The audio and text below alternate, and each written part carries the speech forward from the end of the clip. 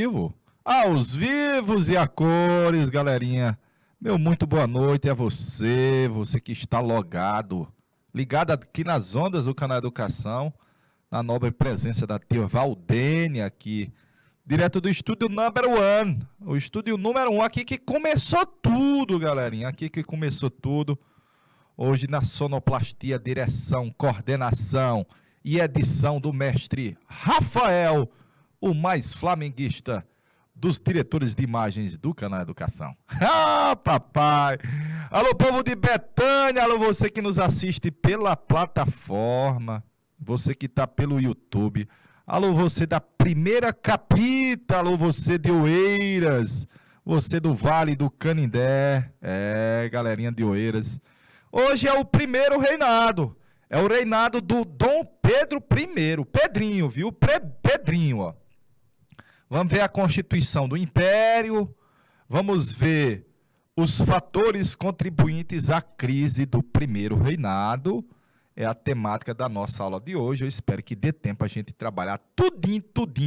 Olha aí, ó. Essa imagem mostra o Dom Pedro I como Sissi, líder, chefe, comandante de um movimento popular, como se ele estivesse no meio do povo no ato da independência. Mentira!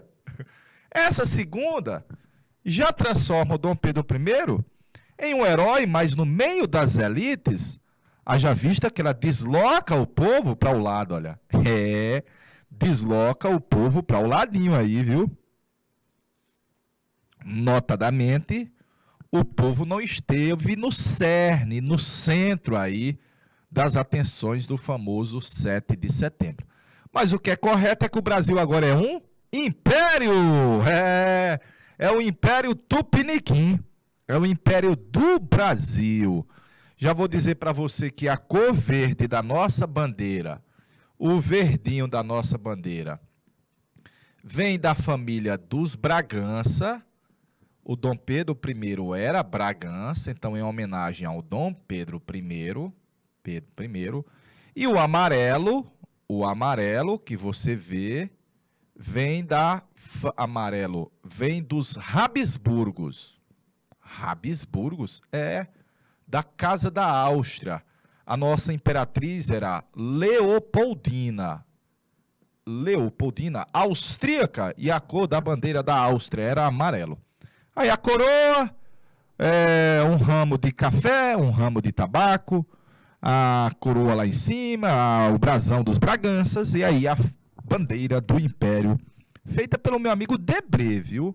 Feita pelo meu amigo Jean-Baptiste Debré, Rafaela. Jean-Baptiste Debré. Perfeito? Ei, tio, mas eu aprendi que o verde é das matas e o amarelo é do ouro ou do sol. Olha, essa reinterpretação foi feita na proclamação da República, porque os militares não vão querer associar a bandeira do Império a elementos da monarquia. E passaram a dizer que o verde era das matas e o amarelo era do ouro. Mentira! Tá aí o Dom Pedro sendo coroado, tá? A coroação dele. Lembrar daquela costeleta tradicional do Dom Pedro, que só o Wolverine teve parecida, viu? Eita, rapaz! Só o Wolverine teve parecida com essa costeleta do nosso imperador Petrus I. E bem aqui está a imperatriz Leopoldina, ó. Quase fora da tela, viu? Quase não saiu no foto. Quase não sai no foto. Vamos botar agora o Dom Pedro governando? Dom Pedro governando. Vamos organizar o Estado brasileiro e o Brasil vai optar por ser uma monarquia, um império. Primeiro porque quem esteve à frente de todo o processo foi o Dom Pedro I. Notadamente ele rompeu com Portugal e ele disse, agora eu vou assentar no trono. Ah, papai, porque teve apoio inicial das elites, As elites olhavam para o Dom Pedro e para a coroa e diziam, somente o Império pode manter esse país tão díspare, diferente, unido. Era verdade. E claro, quem era o rei de Portugal, Algarve e Brasil era o Dom João, o pai. E agora é o filho. Só que nós não somos mais reino de Portugal. Mas é uma naturalidade. Em uma monarquia, quando morre o pai, sucede o filho. Saiu Dom João, entrou Dom Pedro. E, claro, a ideia de que o império iria manter o país unido. O Dom Pedro já havia convocado uma Assembleia Nacional Constituinte e, claro, começamos a ver as eleições, os deputados vão para o Rio de Janeiro para poder elaborar a nossa Constituição. Perfeito? Claro, não pode deixar de dar crédito que o imperador começa a nomear os governadores das províncias. Aqui do Piauí foi o Manuel de Souza Martins, famoso Né de Souza. Famoso Né de Souza, galera. Perfeito? Então, estou colocando aí devagarinho como é que o país está nascendo. Como é que o país está nascendo aí, se organizando. E você já viu que o Brasil vai ser uma monarquia, governado por um rei. Sabiá cantou na mata, eu cantei no meu terreiro. Viva o rei do Brasil! Viva Dom Pedro I! Olha essa tela do Taunay, já mostra a bandeira do Império, o jovem imperador, a comitiva aí, o povo saudando. Aê! Valeu! Nós não somos mais Portuga! Ah, papai! Show, né? Vamos organizar o Estado. Como é que vai ser o Brasil? Então, primeiro que o imperador tinha convocado uma reunião de deputados para elaborar uma Constituição. A Assembleia, representando a nação, para elaborar uma Constituição. E os deputados foram para o Rio de Janeiro. Eleitos no país foram para o Rio. Quando eles estão no Rio, era visível. Havia um deputado que eram do Partido Brasileiro e haviam deputados que eram do Partido Português, os puxa-sacos do Pedro, Partido Português, e o Partido Brasileiro tinha um verniz mais liberal, de limitar o poder do rei. Quando os deputados se reuniram no Rio, Dom Pedro disse: eu espero que vocês elaborem uma Constituição digna do Brasil, e de eu, e de mim, e Joey. Eu não quero democracia, liberdade demais, nada disso. Eu quero que vocês obedeçam a Joey. Ih, rapaz. Já estava se desenhando por esse discurso um choque entre o imperador e, claro, parte dos deputados. Parte dos deputados, perfeito?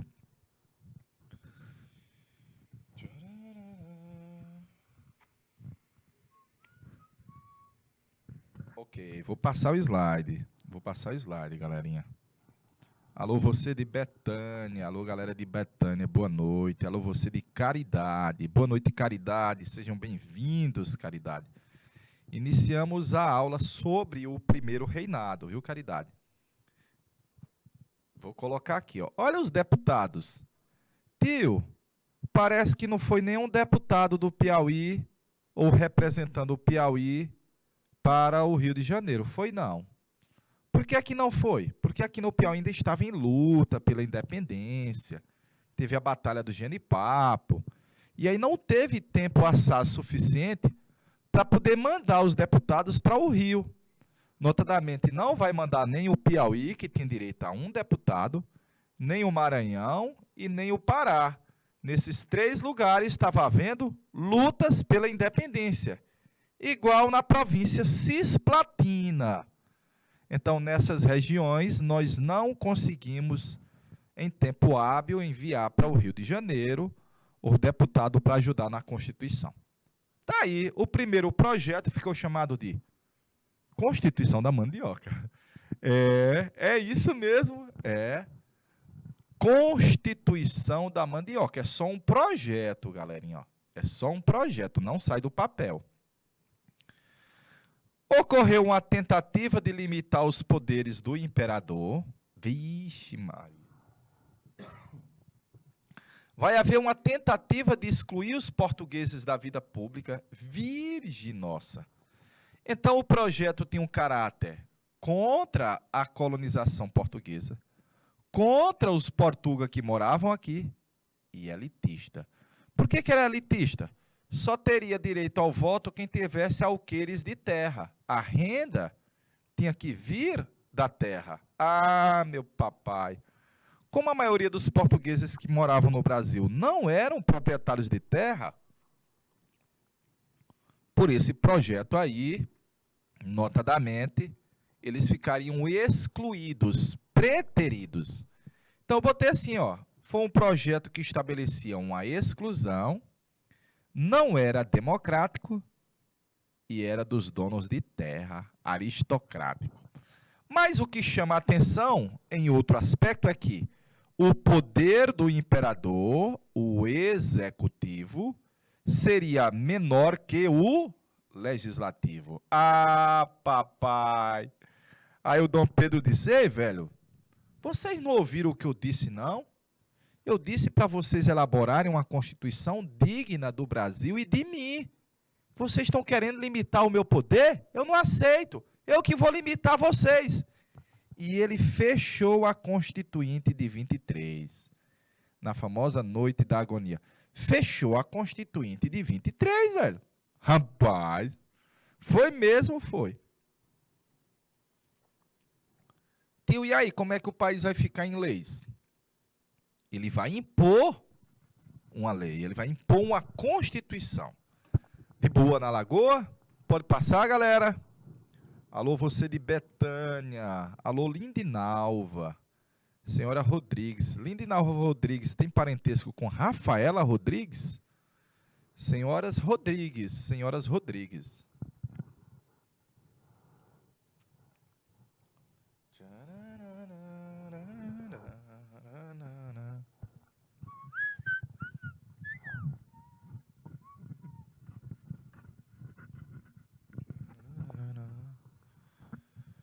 Vou passar lá, galerinha, vou passar. Tá aí o anteprojeto, ele não saiu do papel, viu? Ele continuou em stand-by. Tá aí onde ocorreu a reunião dos deputados, passaram a noite aí, vamos sair daqui só com a Constituição. São imagens do Rio de Janeiro da época, né? Em pinturas da época, mostrando como era o Rio. E o Dom Pedro I vai dissolver a Assembleia. Tio, o que é dissolver? Ele vai mandar os deputados catar a pedrinha lá nas suas terras de volta. E disse, não, eu vou fazer a Constituição. Quero nada. Vocês estão elaborando a Constituição que limita os meus poderes? Quero não. Não quero. Não quero e não quero. Ah, perfeito, Lindinalva, perfeito. Dom Pedro, ao dissolver a Assembleia Constituinte, ele demonstra o seu verniz autoritário que tem uma origem no absolutismo, prendendo e expulsando do Brasil os representantes da nação, como os irmãos Andrada, o José Bonifácio de Andrada e Silva, um dos patronos da nossa independência, também agora era considerado persona non grata e vai ser convidado a se retirar do país. E tá aí o Dom Pedro I com esse zoião esbugalado, mega o esbugalado, segurando a mão a espada e na outra a Constituição. E na outra a Constituição, velho. Ou vai na minha Constituição ou vai na marra. Olha aí a Constituição. Olha a Constituição, é de 1824. É a Carta de 24. Tio, o que é uma Constituição? Alô, galera de Betânia. Tio, o que é uma Constituição? Constituição é o livro em leis que tem a maior importância para o país. Ah, tio, a Bíblia para mim. Não, a Bíblia é um livro de fé, de crença, que tem uma tonalidade religiosa. É um livro de leis para os cidadãos. Constituição de 24. O Dom Pedro I fechou a Constituinte e outorgou. Tio, o que é outorgar? É impor. Ele impôs a nossa primeira Constituição. E eu estou colocando algumas características dela. Essa daí vai ser a mais importante, vamos dizer, a mais importante para vestibulares, porque ela é a mais longa. E porque é a mais diferente, olha. É a única que o Brasil era uma monarquia. Era é governado por um rei. Monarca é rei. Belezinha? Foi a única que teve um quarto poder. Notadamente, lá em Brasília tem a Praça dos Três Poderes, do meu amigo Montesquieu. Mas a Carta de 24 tinha um poder a mais. Era o poder moderador de uso exclusivo do Rex. Mas veja que você tem três outros poderes. O executivo, que é o rei e os seus ministros. O legislativo, Câmara dos Deputados e os senadores. E a Suprema Corte, que é o judiciário. Perfeitinho? Meu rei, eu vou deixar R$ 1 aí na tela para a galerinha fazer o print ou fazer a anotação dessa Constituição.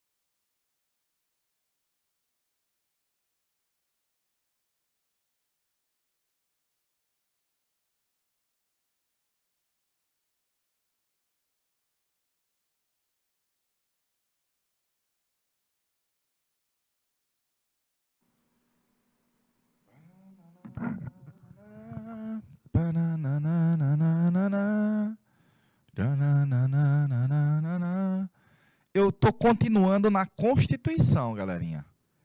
Aí eu coloquei assim: quais eram as atribuições do rei pelo poder moderador? O que é que cabia ao rei o poder moderador? 1. Fechar a Câmara dos Deputados, se ele assim o interpretasse. E era. 2. Da lista dos senadores mais votados, o rei poderia escolher o senador da província. Papai. O rei é quem nomeava os governadores das províncias. E o imperador podia declarar guerra. Então, você está vendo essa imagem do Dom Pedro I, ele está dizendo: olha, brother, quem manda aqui nessa bodega sou Joey. Eu tenho poder. Eu tenho a força. Mais ou menos, viu? Segundo elemento, além do quarto poder, lembrar que o poder moderador é o quarto poder. A Constituição estabelecia o voto censitário. E aí tem que lembrar que o voto era censitário, exigia que você comprovasse uma renda mínima, mas não obrigava que a renda deveria ter que vir obrigatoriamente da terra. Não mais, viu? Não era obrigatório que a renda viesse da terra, perfeito? Poderia vir do comércio. Analfabeto, desde que tivesse real, podia votar. Olha aí, ó, a curiosidade. Estabelecia que nós tínhamos uma religião oficial, era o catolicismo, mas trazia um elemento do antigo, ou do iluminismo, que a liberdade religiosa em âmbito privado, mas ela garantia que você pudesse professar sua fé em casa e ninguém ia ali importunar. Mais ou menos isso, viu? Mais ou menos isso. Então, a Igreja Católica era oficial, religião do Estado, mas estabelecia que o rei era uma espécie de papa aqui dentro. Ele que nomeava os bispos, ele que pagava os padres, e as decisões de Roma só teriam validade no Brasil se o rei, o Rex, decretasse a validade, desse o beneplácito, desse o seu amém. Então, está aí um resumo da nossa Constituição de 24. Não precisa nem dizer, galerinha, que vai ter um bocado de gente que não vai aceitar isso daí, viu? Vai resistir a isso daí.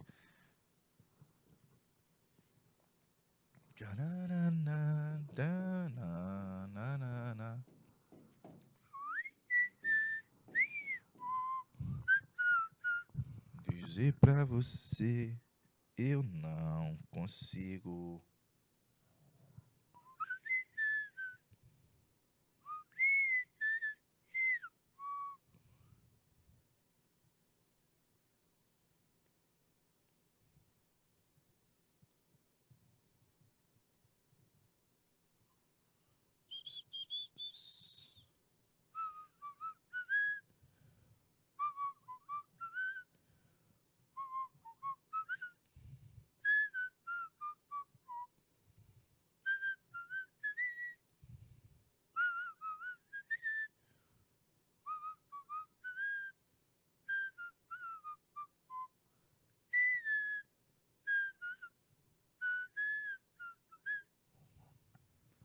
Beleza, vamos lá, vamos lá.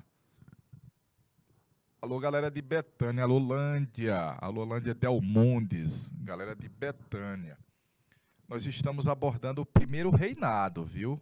Que é o reinado desse cara gostosão aí, ó, o Dom Pedro I. Eu coloquei um resumo da nossa Constituição para você ver de forma melhor como estava organizado, o organograma aqui dela, ó. Tá aí o rei, tinha o poder moderador, além do poder moderador, o rei tem o poder executivo, perfeitinho, o legislativo com deputados e senadores e a Suprema Corte, que era de membros indicados pelo rei, pelo imperador. Vamos já ter uma reação ao Dom Pedro I imediato. Ó. Imagine se o Nordeste ficasse independente. Imagine se o Nordeste... É a Confederação do Equador, que eu coloquei assim, ó. A Confederação do Equador foi um movimento revolucionário, separatista, com ideias republicanas, se espelhava nos Estados Unidos, que ocorreu onde? No Nordeste brasileiro. No Nordeste brasileiro. Foi uma forte reação ao autoritarismo do Dom Pedro, ao Dom Pedro ter fechado a Constituinte de 23, aí ele ter imposto a Constituição de 24. E o Nordeste disse, nós vamos ficar independente do Império do Brasil. Quais províncias? Começou no Pernambuco, teve a adesão da Paraíba, do Rio Grande do Norte, do Ceará e de Campo Maior no Piauí. Ah, papai, essa daqui seria a bandeira da Confederação do Equador. Liberdade, independência, união e religião. Aqui você tem a cana-de-açúcar, tradicional do Nordeste. Aqui você tem o algodão, aspecto também tradicional da economia do Nordeste. Perfeitinho, Betânia? Foi o primeiro movimento, vamos dizer assim, mais ríspido de criticar abertamente o imperador Petros I. Meu rei, deixa um realzinho na tela que eu vou botar um real de água aqui, por favor.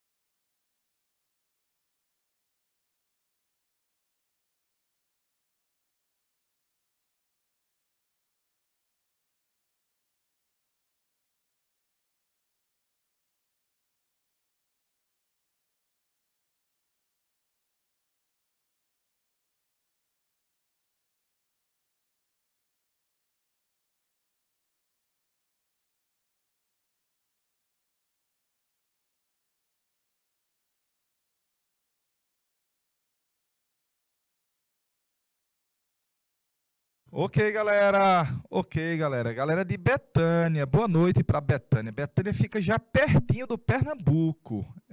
Eu tenho um aluno aqui em uma escola na capital, que é de Betânia, Antônio, lá de Betânia. Eu coloquei assim, ó, o que é que motivou a chamada Confederação do Equador? A economia do Nordeste estava em crise, ó. A economia do Nordeste estava em crise. E havia aqui a propagação das ideias liberais, que são as ideias iluministas, questionadoras. Notadamente, nós tínhamos um Pernambuco que há muito tinha tido várias revoltas porque não aceitava um governo autoritário, uma forma de poder que fosse para abusar deles, pernambucanos. Eles já tinham feito várias revoltas ao longo da história. Muitas contra os holandeses, contra os portugueses e agora contra o Brasil. E porque o Dom Pedro tinha fechado a Assembleia Constituinte, que representava a nação, e imposto a Constituição de 24. Então, tudo isso desagradava principalmente o Pernambuco. Quando Dom Pedro I nomeou um governador para o Pernambuco, aí a galera do Pernambuco disse, rapaz, eu não aceito não. Eu não aceito não. Vamos pegar em armas contra esse caba, esse Dom Pedro I. Havia insatisfação tanto das camadas populares como das elites. Mas, no geral, você está vendo que o Nordeste já estava numa decadência, tanto em termos de poder político como de poder econômico. Então, foram um conjunto de fatores que vão resultar em o Nordeste pegar em armas para ver se consegue se libertar do domínio do Dom Pedro I, do Império do Brasil, na realidade, né? Imagine se o Nordeste ficasse independente. Perfeitinho? Imagine se o Nordeste ficasse independente. Vou passar o slide. Aí, olha, eles estão declarando que estão independentes do Brasil.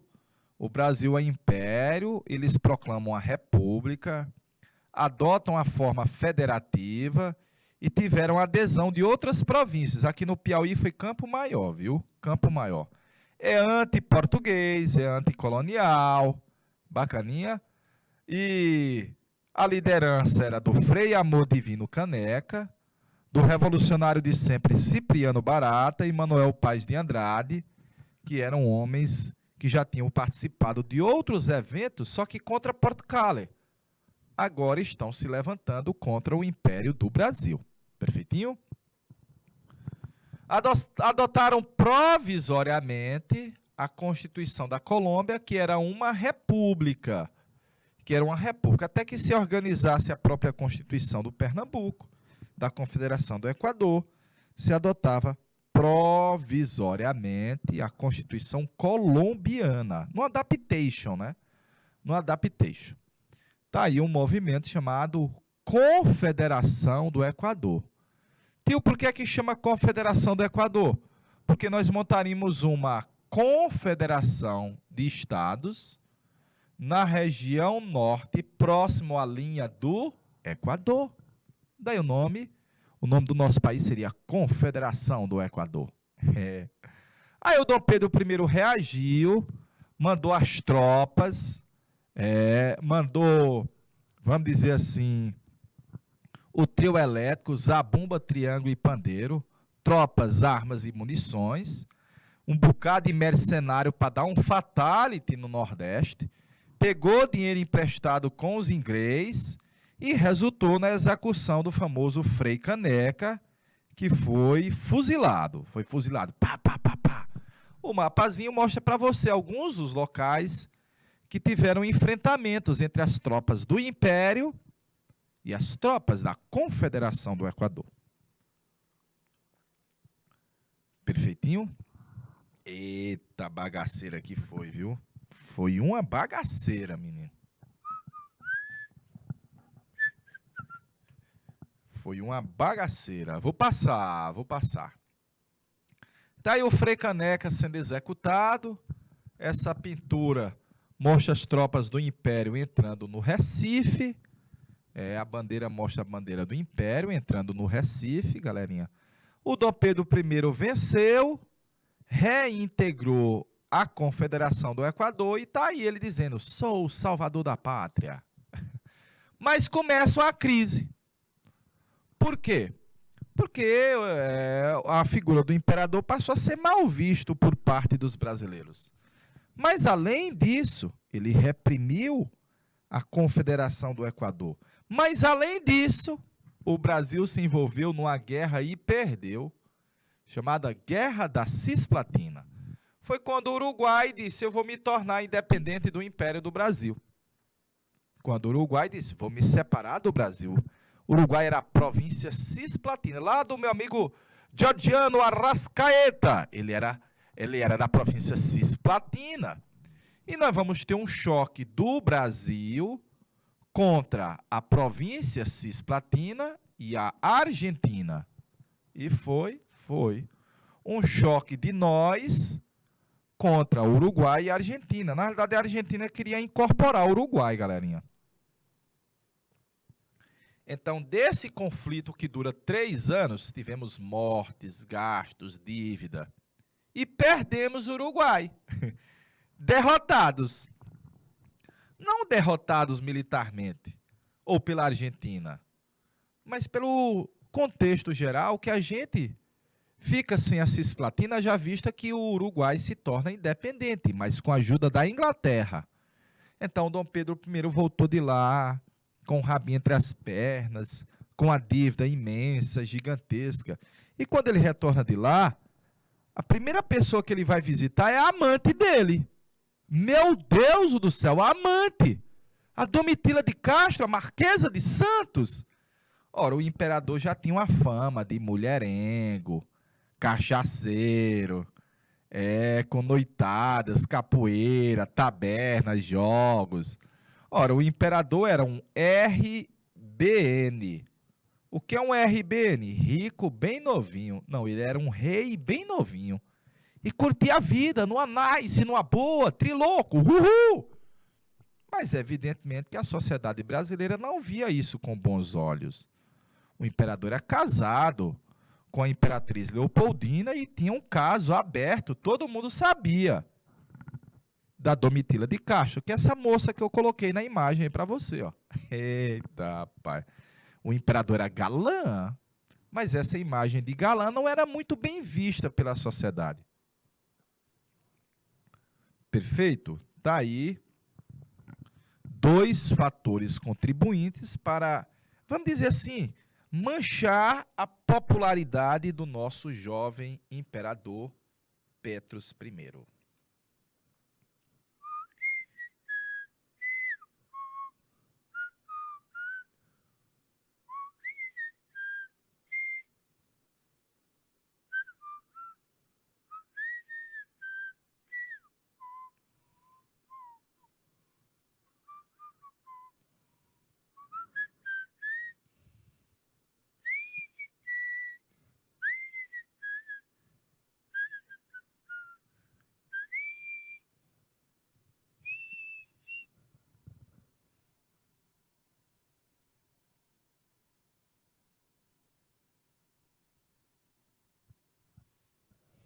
Tcharam, tcharam, tcharam.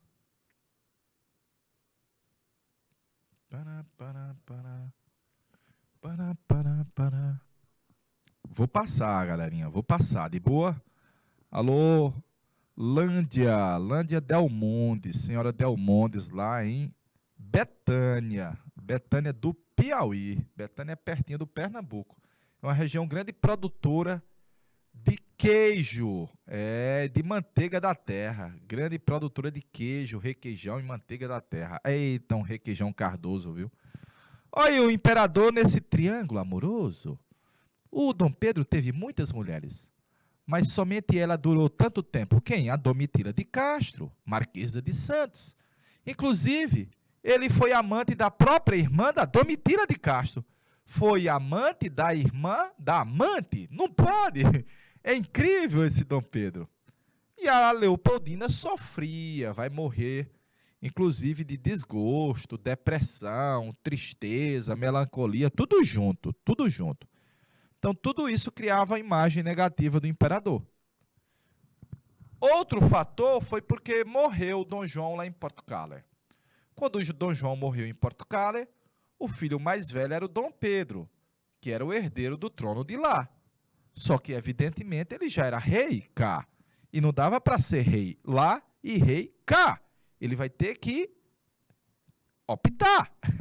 E, notadamente, o Dom Pedro optou por cá, mas abdicou do rei de Portugal, abdicou do trono em Portugal em favor da sua filha, Maria da Glória, uma menina de 7 anos, nascida no Rio de Janeiro, filha dele e da Leopoldina.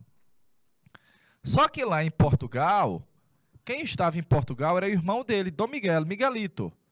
E o Dom Miguel, irmão do Dom Pedro, assume a regência do trono. Aí o Dom Pedro diz: Miguel, meu filho, olha, meu irmão, meu brother, eu estou abdicando do trono aí de Portugal em favor da minha filha, mas como ela não pode assumir agora, tu vai ficar no trono provisoriamente, na regência do trono, até que ela alcance a maioridade, e quando ela tiver de maior, tu se casa com ela. Oxe, tio, vai se casar o Dom Miguel, irmão do Dom Pedro, com a filha do Dom Pedro, o tio e a sobrinha? Sim. Aí tu vai se casar com ela, ela fica sendo rainha e tu fica sendo um obediente da rainha. Ora, o Dom Miguel não aceitou essa proposta. E não. Com apoio da mãe dele, ele adota e diz: quem vai mandar em Portugal sou eu. E adota um absolutismo. E diz que quem vai mandar é ele, nada de sobrinha, repudia a sobrinha. Então começa um conflito entre Dom Pedro, tentando preservar os interesses da sua filha, e o irmão dele, Dom Miguel. Então, para o povo brasileiro, havia um sentimento de que o Dom Pedro não era Portuga, velho. Criava um sentimento de que o Dom Pedro tinha mais laços e afinidade e preocupação com Portugal do que com o Brasil. Ih, rapaz! Então, esse é um cenário que passava a ver, principalmente no Rio de Janeiro, pessoas criticando o posicionamento do imperador do Brasil, preocupado com os rumos de Portugal, quando nós não mais tínhamos nada a ver com Portugal. Perfeito? Eu vou acelerar aqui, ó. Toda vez que você tiver um problema econômico, você vai ter um problema político. Se a economia vai bem, o governo vai bem. Se a economia vai mal, a culpa é do governo, a culpa é do governo. E a economia do Brasil não ia muito bem, ó. Notadamente, a gente importava mais do que exportava. Deu para ver, ó? Aqui tudo é vermelho. Tudo é vermelho. Nós estamos mais importando do que exportando. Estamos tendo um déficit na nossa balança de comércio. As exportações caíram, no Nordeste estava em queda, e aí nós importávamos muito, resultava num déficit da economia. Para piorar, o rei gastou com guerra, pagou Portugal por reconhecimento, pegou dinheiro emprestado com os banqueiros ingleses, quebrou o Banco do Brasil, faliu a ponto de o Banco do Brasil fechar a bodega. Ixi, Maria! Emitiu meio mundo de dinheiro. E o dinheiro emitido em grande quantidade desvaloriza. Resulta numa inflação. Então, os críticos do Dom Pedro I chamavam ele de Caríssimo Pedro, porque ele era caro para o Brasil. Caríssimo Pedro, porque ele era caro para a nação. Perfeitinho? Se a economia vai mal, a culpa é do governo. O governo não vai bem. Porque a oposição cria munição para atacar o governo, evidentemente. Se a economia vai mal, o governo é mais criticado. E a economia brasileira, como você vê aí no vermelho, ela não estava indo muito bem. Perfeitinho? Ela não estava indo muito bem.